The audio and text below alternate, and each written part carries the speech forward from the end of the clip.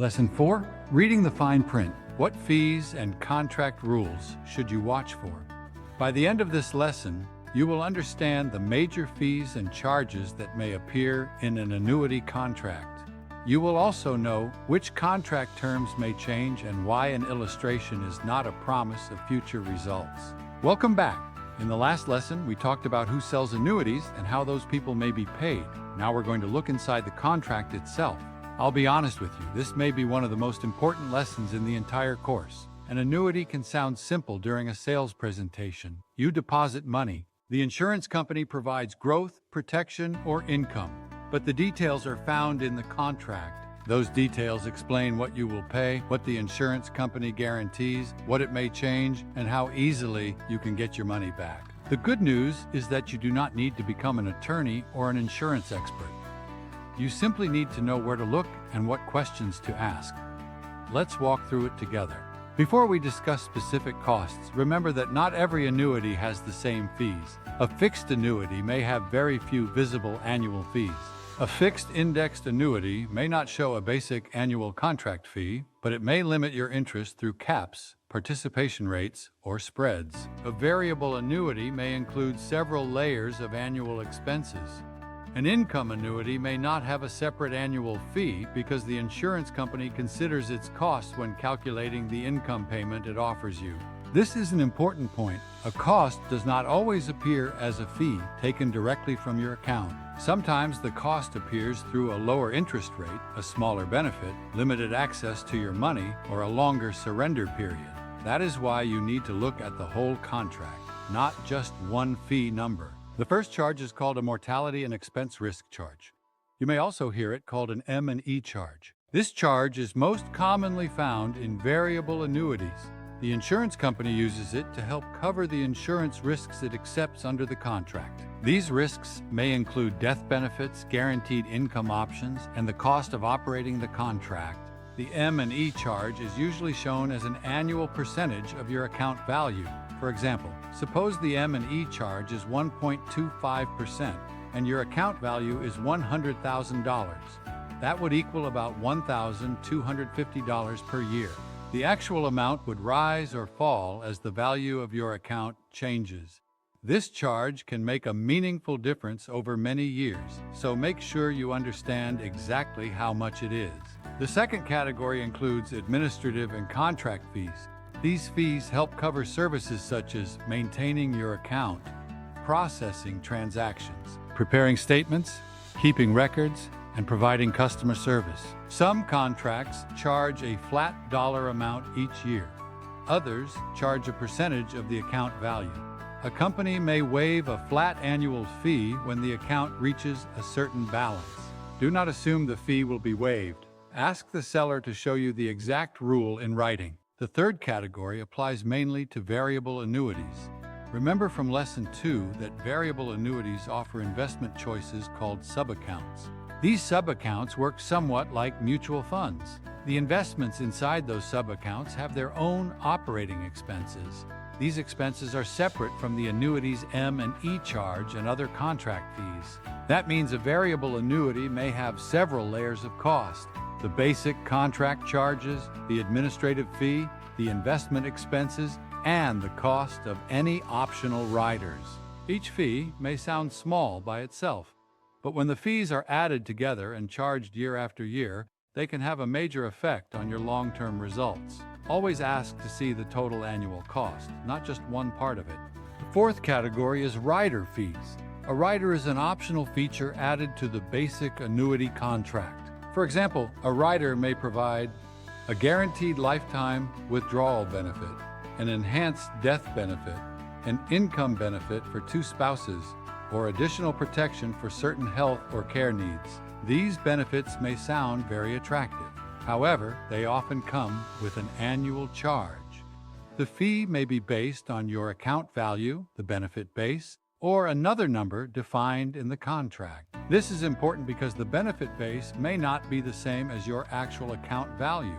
For example, a statement may show a benefit base of $150,000, while your actual account value is only $125,000. You may not be able to withdraw the full benefit base as a lump sum. It may only be used to calculate a future income benefit. We will examine riders much more closely in Lesson 8. For now, remember to ask 2 questions. What does this rider cost each year? And what exactly does the rider guarantee?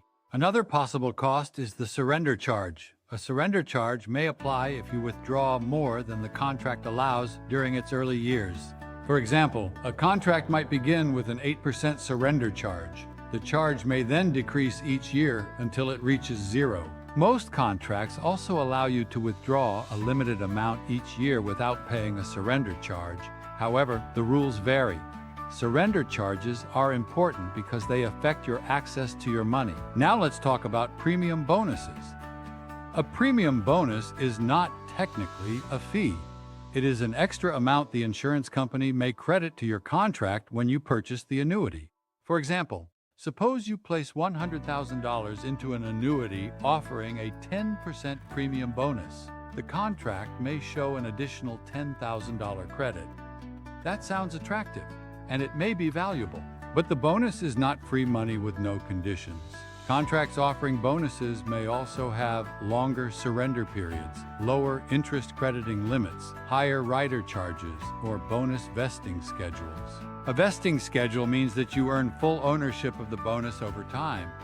If you withdraw your money too soon, you may lose some or all of the unvested bonus. Ask the seller to explain both sides of the offer. What do I receive because of this bonus? And what am I giving up or agreeing to in return? Some annuities include something called a market value adjustment, or MVA. A market value adjustment may increase or decrease the amount you receive if you withdraw money during the surrender period. The adjustment is often connected to changes in interest rates. In simple terms, if interest rates have changed since you purchased the annuity, the insurance company may adjust your withdrawal value. The result could be positive or negative. The surrender charge and the market value adjustment may both apply to the same withdrawal. Not every annuity has an MVA. Now we come to one of the most important parts of this lesson. Some annuity contract terms are guaranteed for the entire contract. Other terms may be changed by the insurance company. For example, a fixed indexed annuity may begin with a cap, a participation rate, a spread, or another interest crediting factor. These numbers help determine how much interest is added to your account. The insurance company may have the right to reset these numbers at the end of each crediting period or contract year. The company usually does not need your personal permission each time it makes an allowed change. This does not mean the company can do anything it wants. The contract may include guaranteed limits.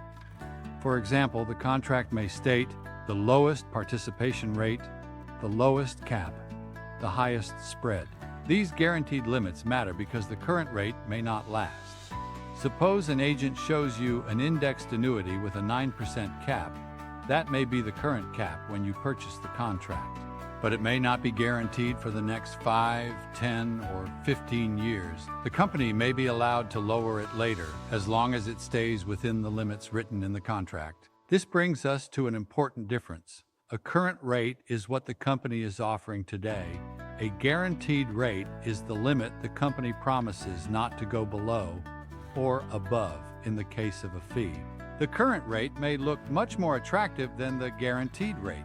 For example, the current participation rate might be 100%, while the contract guarantees only that it will not fall below 25%. That does not mean the company plans to lower it. It means the company has the legal right to lower it within the contract's limits. When comparing annuities, do not look only at today's numbers. Compare the guaranteed limits as well. You may receive an illustration showing how the annuity could perform over time. An illustration can be useful, but it must be understood correctly. It is not a promise or prediction of your actual results. An illustration may show guaranteed values, non-guaranteed values, or both. The non-guaranteed section uses assumptions to show how the contract might perform. Those assumptions may include current interest rates, past index performance. The non-guaranteed values may look impressive, but they are examples, not promises. Your actual results may be higher or lower, A good illustration should help you understand the contract. It should never be used to make the future look certain. Here is an easy way to think about the three main documents you may receive. The brochure explains the product's main features and benefits. The illustration shows examples of how it might perform. The contract contains the legal promises, limits, fees, and rules. The brochure tells the product's story. The illustration shows a possible outcome, but the contract controls what the insurance company is legally required to do.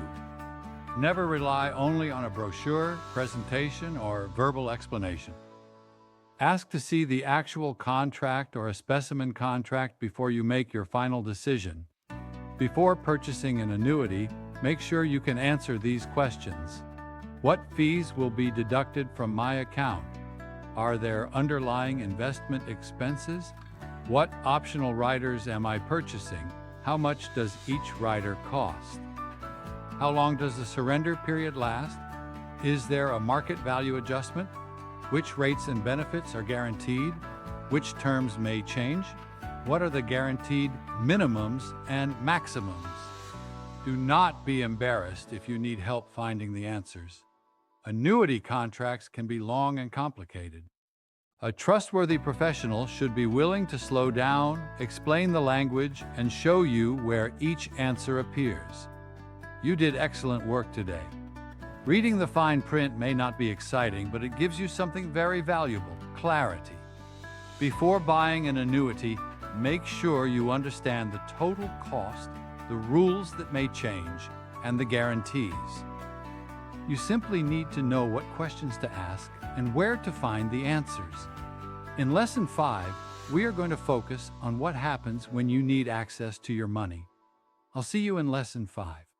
Welcome to Robertson CFP. Let's build your future together.